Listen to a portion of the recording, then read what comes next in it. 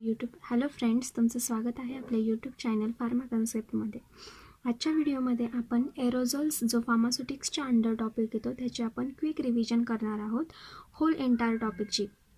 तर चला स्टार्ट करूया.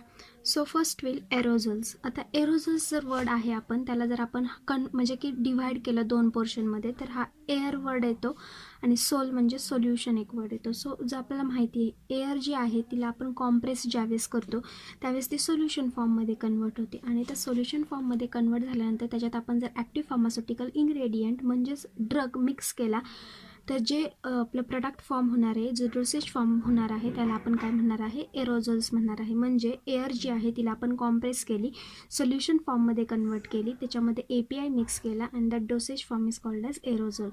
Next we will see the history of aerosol. आता हिस्ट्री ऑफ एरोझोल्समध्ये आपल्याला बघायचं की फर्स्ट एरोझोल जो आहे तो इन्सेक्टिसायडल होता, म्हणजे की तो काही ह्युमन पर्पजसाठी नव्हता, मेडिकल फील्डची डिस्कवरी नव्हती, पण जो पहिला सगळ्यात एरोझोल इन्व्हेंट झाला तो इन्सेक्टिसायडल होता, म्हणजेच ॲग्रिकल्चर पर्पजसाठी वगैरे असेल. सेकंड जो आहे मेडिकल फील्डमध्ये जो फर्स्ट एरोझोल जो आपला डिस्कवर झाला तो टॉपिकल ॲप्लिकेशनसाठी झाला. इट मे बी फॉर बर्नसाठी असू शकतो आणि काही गोष्टींसाठी असू शकतो, स्किन इन्फेक्शनसाठी असू शकतो. तो फर्स्ट एरोझोल जो आहे मेडिकल फील्डमध्ये तो टॉपिकलसाठी झाला. त्याच्यानंतर फर्स्ट इंटरनल एरोझोल्स म्हणजे की इनसाईड बॉडी घेण्यासाठी जो फर्स्ट एरोझोल डिस्कवर झाला दॅट इज फॉर दी लंग्ससाठी झाला आणि जो ड्रग यूज केला that is the ephedrine.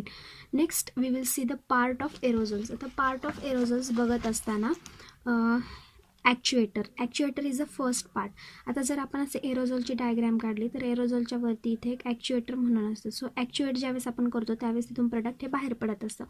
So ॲक्च्युएटर जो असतो तो कशाचा बनलेला असतो, हार्ड प्लास्टिकचा बनलेला असतो. आणि हार्ड प्लास्टिकचं एक्झाम्पल जर आपण घेतलं तर पॉलिमर्सनी प्लास्टिक बनलेलं असतं, दॅट इज अ पॉलिप्रोपिलिनचा बनलेला असतो ॲक्च्युएटर. ओरिफाईस साईज जी आहे ती किती आहे, 0.013 to 0.030. त्याच्यानंतर नेक्स्ट आहे that is stem. It is the part of aerosols. हे सगळे एरोझोल्स म्हणजे हा एरोझोल्स हा कंप्लीट आहे डायग्रॅम. सो याचे जे छोटे छोटे पार्ट्स आहेत त्याची ही नावं आहेत. सो स्टेम जो असतो तो कशाचा बनलेला असतो, डेल्रिन पॉलिमर्सचा बनलेला असतो किंवा नायलॉनचा बनलेला असतो. नेक्स्ट पार्ट आहे that is the gasket. The gasket कशाचं बनलेलं असतं, which is made up of बुना एंड द निओप्रीन.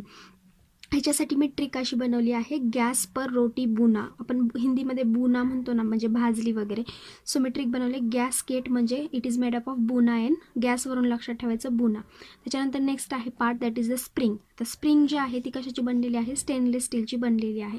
त्याच्यानंतर नेक्स्ट एक्झाम्पल आहे that is the mounting cup. Mounting cup जे आहे त्यालाच नेक्स्ट वर्ड काय आहे, is also known as the ferrule. आणि कशाचं बनलेलं असतं, it is the soft metallic material. कशाचं, like brass and the alumina. It is the example of soft metallic material. त्याच्यानंतर नेक्स्ट आपण बघणार आहे that is the housing body. Housing body जी आहे ती कशाची बनलेली आहे, नायलॉन अँड डेल्रिनची बनलेली आहे. त्याच्यानंतर आपण नेक्स्ट बघणार आहे that is the dip tube. The dip tube जी आहे ती कशाची बनलेली आहे, हार्ड पॉलिमरची बनलेली असू शकते किंवा सॉफ्ट पॉलिमरची बनलेली असते. जर म्हणजे लार्ज कंटेनर जे असतात ना ते हाय प्रेशर विस्टँड करतात. सो त्यांच्यामध्ये जी डीप ट्यूब बनलेली असते ती हार्ड पॉलिमरची बनलेली असते. आणि example of hard polymer is the polypropylene. असं लक्षात ठेवायचं, जो हार्ड पॉलिमर आहे ना त्याच्यामध्ये PP येतो, म्हणजे सो आता दोन पॉलिमर मेनली फार्मास्युटिकल प्रोडक्टमध्ये म्हणजे कंटेनरसाठी यूज होतं, दॅट इज अ पॉलिप्रोपिलिन, पॉलिइथायलिन. सो जो आपला हार्ड आहे त्याच्यामध्ये दोनदा P आहे, पॉलिप्रोपिलिन. सो PP जो आहे तो हार्ड आहे आणि हा जो सॉफ्ट आहे त्याचं नाव आहे पॉलिइथायलिन. त्याच्यानंतर नेक्स्ट आपण container is made up of. The एरोझोल्सचे जे कंटेनर्स असतात ते कशापासून बनलेले असतात ते बघणार आहोत. तर एरोझोल्सचे जे कंटेनर्स असतात ते ग्लासचे बनलेले असतात किंवा मेटल्सचे बनलेले असतात. तर जो ग्लास कंटेनर जो असतो ना तो लो प्रेशर विस्टँड करतो, इट नॉट एबल टू विस्टँड द हाय प्रेशर. म्हणजे जे ग्लास कंटेनर असतात ना त्याच्यामध्ये खूप कमी प्रेशर असतं as compare to metallic container. आणि जे डीप ट्यूब असते ना in glass tube which is made up of soft polymer that is the polyethylene. त्याच्यानंतर जे मेटॅलिक कंटेनर जे असतात ना ते हाय प्रेशर विस्टँड करू शकतात.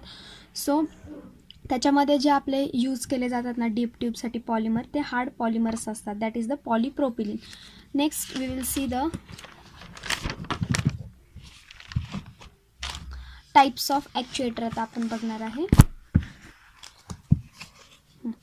आता जर आपण पाहिलं द टाईप्स ऑफ ॲक्च्युएटरमध्ये there are mainly 4 types of actuator. That is the spray actuator, foam actuator आणि semi solid stream actuator, special type actuator. तर स्प्रे ॲक्च्युएटर जर आपण बघितलं तर it is use for topical, ते टॉपिकल पर्पजसाठी यूज केले जातात. फोम ॲक्च्युएटर आता एक्झाम्पल शेविंग वगैरे करतात तर त्याच्यामध्ये फोम ॲक्च्युएटर असतं ते. त्याच्यानंतर सॉलिड स्ट्रीम ॲक्च्युएटर म्हणजे त्याच्यामध्ये हाय सॉलिड कंटेंट असतं. फॉर एक्झाम्पल पेस्ट असतील, काही ऑइंटमेंट असतील, त्याच्यासाठी जे एरोझोल्स ॲक्च्युएटर असतं तो कोणता असतो, सॉलिड स्ट्रीम ॲक्च्युएटर असतं, mainly for the ointment and paste and all.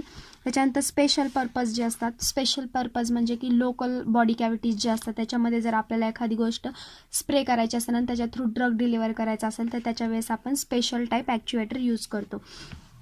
आताच डिस्कस केलं होतं की there are 2 types of container, metallic container आणि ग्लास कंटेनर. सो मी सांगितलं होतं की मेटॅलिक कंटेनर जे आहे ते हाय प्रेशर विस्टँड करतात as compare to glass container. So बघा प्रेशर किती विस्टँड करतात, 140 to 180 PSIG at 130 degree Fahrenheits इतका प्रेशर जे आहे ते मेटॅलिक कंटेनर विस्टँड करतात. आणि ग्लास कंटेनर जे आहे 33 PSIG per square inch gauge असं त्याचं फुल फॉर्म आहे. At 130 degree Fahrenheits, 130 degree Fahrenheits is approximate 50 to 55 degree Celsius. तर मेटॅलिक कंटेनर बघितलं 140 to 180 आणि हे जे आहे 33 डिग्री. हा क्वेश्चन जीपॅटमध्ये येऊ शकतो. त्याच्यानंतर नेक्स्ट आहे metallic container is made up of tin, aluminium and stainless steel. आणि ग्लास जे असतात ते दोन टाईपच्या ग्लास असतात, कोटेड ग्लास आणि अनकोटेड ग्लास. त्याच्यामध्ये जर आपल्याला क्वेश्चन आला the modern metallic container is made up of, तर आपल्याला सांगता आलं पाहिजे की मॉडर्न मेटॅलिक कंटेनर जे असतात ते मेनली कशाचे बनलेले असतात, तर ते स्टेनलेस स्टीलचे बनलेले असतात. कारण स्टेनलेस स्टील जर आपण घेतलं तर ते करोजन खूप कमी असतं, म्हणजे तिथं इनकम्पॅटेबिलिटीचे चान्सेस खूप कमी असतात, लिकेज वगैरे सगळ्या गोष्टी ते इझिली मोल्ड होतं. सो ह्या गोष्टी ज्या आहेत त्या ॲडव्हान्सटेज आहे ते स्टेनलेस स्टील कंटेनरचे. त्याच्यानंतर ॲल्युमिनियम कंटेनर जे असतात ना ते फॉर टॉपिकल आणि इन्हालेशन बोथसाठी आपण यूज करू शकतो. आणि स्टेनलेस स्टीलचे जे कंटेनर आहेत ते इन्हालेशन पर्पजसाठी आपण यूज करतो. तर ग्लास कंटेनर्समध्ये एक असतं कोटेड ग्लास असतं आणि एक असतं uncoated glass. So uncoated glass असतं त्याच्यामध्ये पॉलिमर्स हे यूज केले जात नाही. मग ज्यावेळेस ती एखादी काचेची वस्तू वरून खाली पडते अनकोटेड असते त्यावेळेस ती इझिली ब्रेक होते.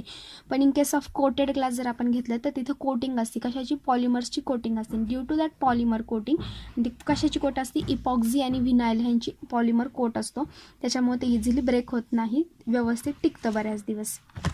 त्याच्यानंतर आता आपण बघणार आहे that is the types of propellant. तर there are 3 types of mainly propellant, hydrocarbon propellant, chlorofluorocarbon that is the CFC propellant आणि कॉम्प्रेस गॅस. हे there are 3 types of propellant. हा क्वेश्चन येतो पण मोस्टली जे असतात ना अस्थमासाठी ते क्लोरोफ्लोरोकार्बन प्रोपेलंट जे असतात ना ते बेस्ट असतात. तर हायड्रोकार्बन्स प्रोपेलंट जे असतात ना ते इंटरनल यूजसाठी खूप चांगले असतात, म्हणजे एक्सटर्नल यूजसाठी खूप चांगले असतात, mainly for the topical purpose. आणि क्लोरोफ्लोरोकार्बन प्रोपेलंट जर आपण घेतलं ना तर ते सगळ्यात बेस्ट इंटरनलसाठी असतात. आणि एक्झाम्पल मी सांगते, अस्थमा. कॉम्प्रेस्ड गॅसमध्ये आपण काय यूज करतो तर नायट्रोजन, नायट्रस ऑक्साईड आणि ऑक्सिजन हे सगळे एक्झाम्पल आहेत जे की कॉम्प्रेस्ड गॅस म्हणून यूज केले जातात आणि मोस्टली नायट्रोजन आणि ऑक्सिजन यूज केला जातो. आता त्याच्यानंतर एक कोड्स असतात. आता हायड्रोकार्बन्स जे असतात त्याच्यामध्ये एक्झाम्पल आहे ब्युटेन, आयसोब्युटेन, प्रोपेन, हे त्याचे एक्झाम्पल आहेत. सो जो ब्युटेन आहे त्याचा कोड जो आहे तो A17 आहे. It is stands for butane. A17 जर प्रोपेलंटवर असेल तर आपण समजून जायचं की ह्या एरोझोलमध्ये काय आहे, ब्युटेन हा प्रोपेलंट म्हणून यूज केला आहे. A31 जर असेल एरोझोल तर आपण समजून जायचं की एरोझोलमध्ये जो प्रोपेलंट फिल केलेला आहे तो हायड्रोकार्बन प्रोपेलंट आहे आणि in that hydrocarbon it is a isobutane. आणि प्रोपेनचं काय 108. This question is ask in the competitive exam like A17 is stands for butane hydrocarbon propellant, A31 is stands for isobutane hydrocarbon propellant as like that. त्याच्यानंतर आता CFC that is the chlorofluorocarbons. आता हे जे असतात ना हे widely use आता सध्या कंडिशनला होतात फॉर द इंटरनल पर्पज. मग त्याच्यामध्ये लो प्रेशर प्रोपेलंट आहे, हायली प्रेशराइज्ड प्रोपेलंट आहे आणि बेस्ट फॉर अस्थमॅटिक प्रोपेलंट एक आहे. 114 जो आहे ना प्रोपेलंट तो बेस्ट फॉर अस्थमा आहे. 012 जो आहे तो हायली प्रेशराइज्ड आहे आणि 011 जो आहे तो लो प्रेशराइज्ड प्रोपेलंट आहे. आता एक असतं that is the propellant rule, त्याला म्हणतात CHF rule. That is the carbon, hydrogen आणि फ्लोरीन. हे जे वर्ड आहे ते स्टँड कशासाठी करतात, carbon, hydrogen and fluorine. That is called as a CHF rule. It is for the propellant rule.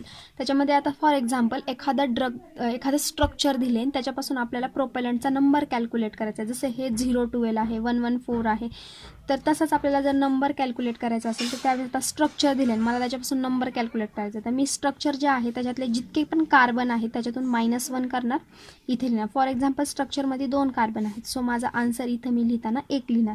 Hydrogen जर आहे, फॉर एक्झाम्पल इकडे 1 हायड्रोजन आहे तर मी +1 करणार, म्हणजे इथे मी 2 लिहिणार. आणि फ्लोरीन जर फॉर एक्झाम्पल इथे 1 असेल तर मी इथं 1च लिहिणार, म्हणजे नो चेंज, फ्लोरीनमध्ये नो चेंज. हे झालं त्याचा प्रोपेलंट रूल. आता हे समजा बेस्ट फॉर अस्थमा आहे 114, मी हे 114 लिहिलं तर त्याच्यामध्ये हे कशासाठी असतं, कार्बन, हायड्रोजन अँड फ्लोरीन. मला आता हा माझा नंबर आहे आणि नंबरपासून ज्यावेळेस मला स्ट्रक्चर बनवायचं असतं त्यावेळेस मी काय करणार, कार्बनमध्ये +1 करणार, म्हणजे मी इथं 2 कार्बन ड्रॉ करणार. हायड्रोजनमध्ये इथं +1 होतं तर मी काय करणार, -1 करणार हायड्रोजनमध्ये. आणि फ्लोरीन जे आहे त्याच्यामध्ये नो चेंज, म्हणजे 1 2 3 4 फ्लोरीन लावणार. हा झाला माझा CHF रूल. आणि जी जागा व्हॅकंट राहील तिथे मी क्लोरीन अटॅच करणार. सो हा माझा स्ट्रक्चर तयार झाला. हा आहे अस्थमासाठी 114 मी ड्रॉ केला. त्याच्यानंतर नेक्स्ट आहे कॉम्बिनेशन रूल. आता कॉम्बिनेशन रूल ज्यावेळेस आपण बघतो त्यावेळेस त्यांनी काय सांगितलं होतं की लो प्रेशराइज प्रोपेलंट जर असेल तर त्याचं कॉम्बिनेशन हे नेहमी हायली प्रेशराइज प्रोपेलंट बरोबर केलं तर ते त्याचं जे ॲक्शन आहे म्हणजे की नाही का एक्सपेल्ड आउट होण्याची किंवा काय ती चांगली असू शकते. जर आपण लोला एक साथ कंबाईन केलं तर त्याची ॲक्शन एवढी चांगली नाही भेटणार. हायला केलं तर ते पण आपल्याला हजार्डस होऊ शकतं. सो 1-1 जो आहे तो लो प्रेशराइज्ड आहे आणि 1-1-2 जो आहे तो हायली प्रेशराइज्ड आहे. सो ह्या दोघांचं कॉम्बिनेशन केलं. हा हायली प्रेशराइज्ड आहे आणि हा बेस्ट फॉर अस्थमा आहे. सो ह्या दोघांचं आपण कॉम्बिनेशन केलं. This is called as the combination rule. हा क्वेश्चन GPAT येतात की कॉम्बिनेशन रूल काय आहे. त्याच्यानंतर जर आपल्याला स्ट्रक्चर दिलं तर त्याच्यापासून नंबर काढता आला पाहिजे, नंबर दिला असेल तर त्याच्यापासून स्ट्रक्चरचं नाव ओळखता आलं पाहिजे. हा एक आहे प्रोपेलंट रूल. त्याच्यानंतर which propellant is best for asthma असा क्वेश्चन आला तर म्हणजे कार्बन जो आहे फ्लोरोक्लोरोकार्बन जो आहे क्लोरोफ्लोरोकार्बन जो आहे तो बेस्ट आहे अस्थमासाठी, आपल्याला सांगता आलं पाहिजे. आता जर आपण नेक्स्ट बघितलं that is the product concentration. हा एक कन्सेप्ट आहे एरोझल्समध्ये. तर मला असं वाटतं की हा व्हिडिओ खूप मोठा होईल, त्यामुळे आपण काय करूया, हा जो नेक्स्ट टॉपिक आहे हा नेक्स्ट पार्टमध्ये डिस्कस करूया. प्रोपेलंट प्रोडक्ट कन्सन्ट्रेशन आहे, त्याच्यानंतर फोम सिस्टीम आहे, प्रोपेलंट फिलिंग मेथड्स आहेत, त्याच्यानंतर प्रेशर फिलिंग मेथड आहे आणि लास्ट वन आहे तो म्हणजे की एरोझल इव्हॅल्युएशन टेस्ट. सो ह्याच्यानंतर एरोझल्स हा फिनिश्ड होत आहे टॉपिक. आणि अशा शॉर्ट नोट्स ज्यावेळेस आपण बनवतो कुठल्याही टॉपिकसाठी ते हेल्पफुल होतात. इथे